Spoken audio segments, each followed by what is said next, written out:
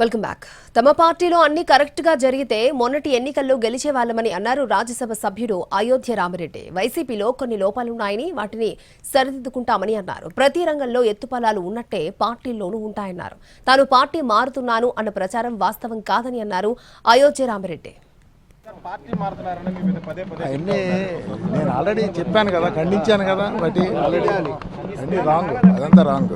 Okay sir, అంటే మీతో పాటు విజయసాయి రెడ్డి గారు వెళ్ళిపోయిన తర్వాత ఆయనతో పాటు మీరు కూడా వెళ్తున్నారు, అన్ని రాంగ్ అని చెప్తున్నా కదా, వదిలేండి దాన్ని ఇంకంతే. సార్ విజయసాయి రెడ్డి గారిని కూడా అప్రూవర్ గా మారాలి అని ఒత్తిడి తెచ్చారు అని చెప్పి విజయసాయి రెడ్డి గారు అంటే ఎందుకు అంటే జగన్ గారిని ఇబ్బంది పెట్టడం కోసమే ఇవన్నీ చేస్తున్నారు అనేది కూడా వైసీపీ వాళ్ళు. టు బి వెరీ ఫ్రాంక్, ఇవన్నీ కూడాను వెరీ అన్ఫార్చునేట్ ఇన్సిడెంట్.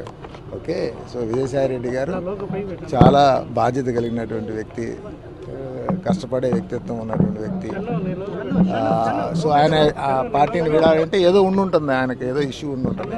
బట్ ఒకటి మనం అందరం కూడా చూడాల్సింది ఏంటంటే, మీకుంటుంది, మీకు కొంచెం కన్సర్న్ ఉంటుంది ఏం జరుగుతుంది ఏంటి అనేసి ప్రజలు కూడా తెలియాల్సిన విషయం. అది ఆయనే చెప్పేసేసాడు, నేను ఎందుకు విడాల్సి వస్తుంది రాజకీయం అనేది.